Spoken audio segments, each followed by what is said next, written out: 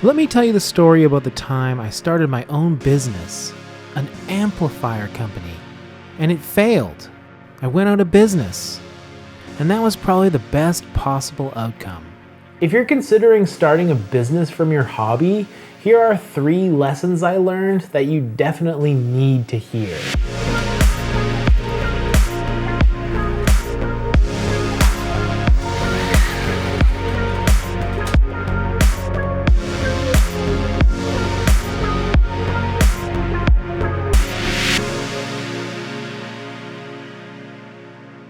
If you watched my last video, you know that my glorious purpose on this planet at one point was to get a Hiwatt amplifier. Even though I had never played one, I knew in my bones I needed this amp. And I got this one for free. But as my dad used to tell me, nothing's free.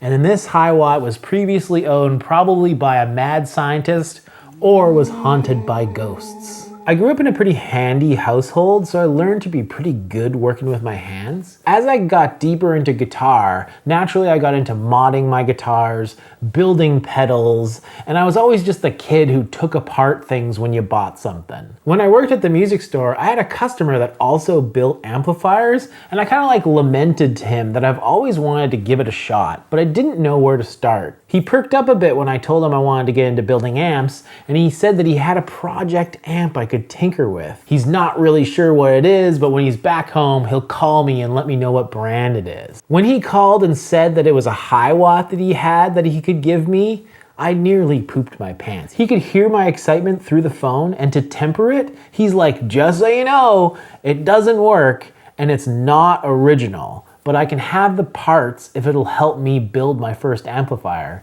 And I'm so immensely thankful for that person, and it really highlights why I loved working in the music store for so long. So I get this thing, and it is definitely the site of a ghost haunting. There's more extra holes drilled into it than Swiss cheese. It obviously didn't work in that state.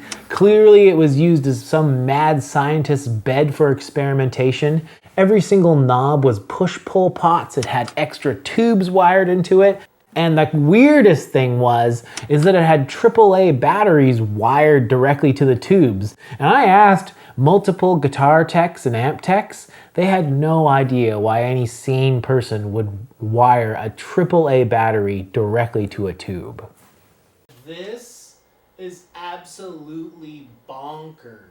After a bunch of research, I ordered the parts that I needed. I wired it up, mimicking the mil spec that Hiwatt is known for as best as a beginner could. I powered it up, and it frickin' worked. And if you've built anything yourself, you know the feeling I'm talking about. That huge burst of happiness that the thing you made is working on the first attempt.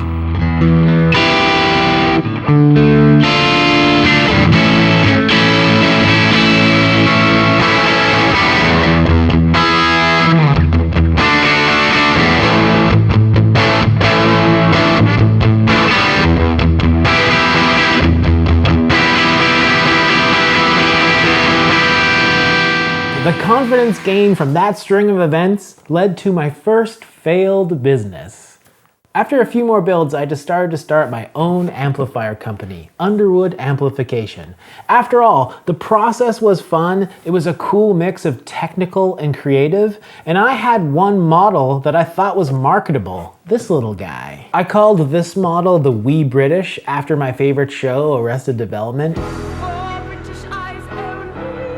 It's basically a 20-watt plexi that runs on 6v6 power tubes. I took a few circuits and mashed them together, and at the time, there wasn't a lot of options out there for like low wattage plexis, and to this day, I still think this amplifier sounds great.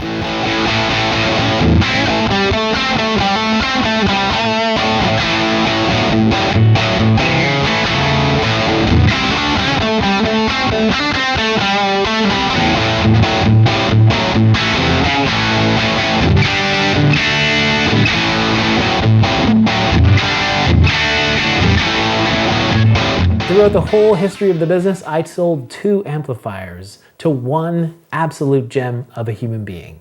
Then I gave up. The first reason I gave up is an important thing to consider when turning your hobby into a business, and that's imposter syndrome.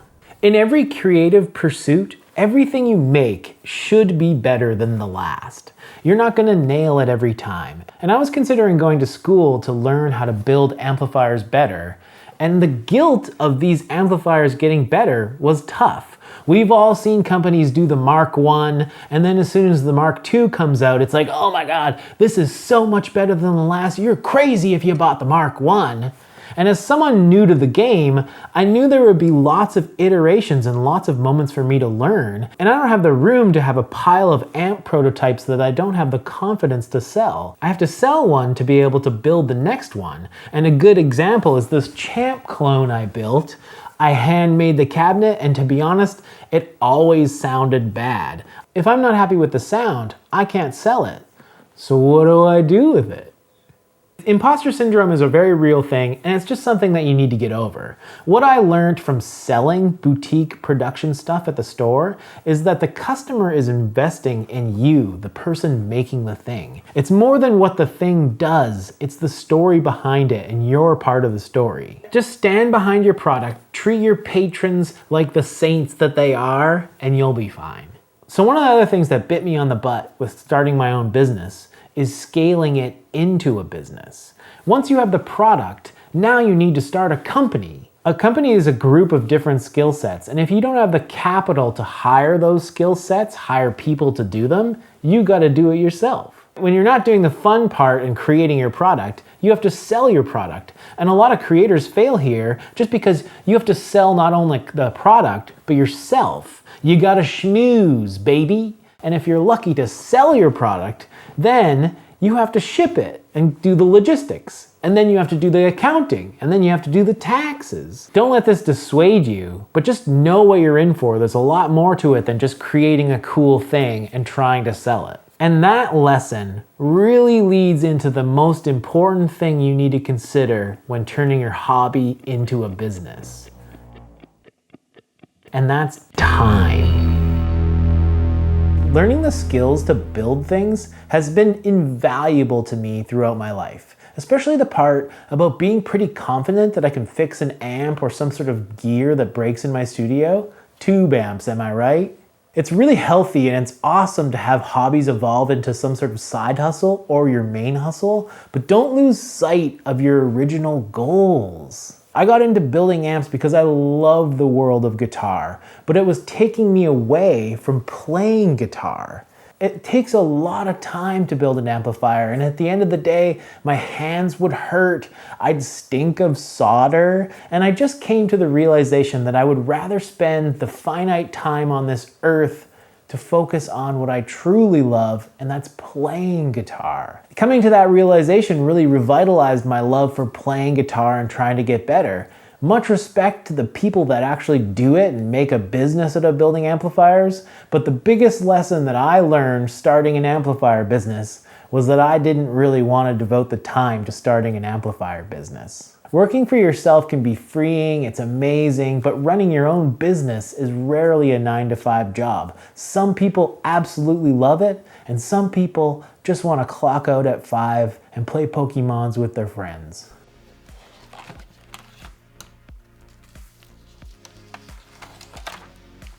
One of the hardest parts about having your own business is knowing when to throw in the towel. If you can build a business around something that you truly value and love to do, go for it. Or just let go.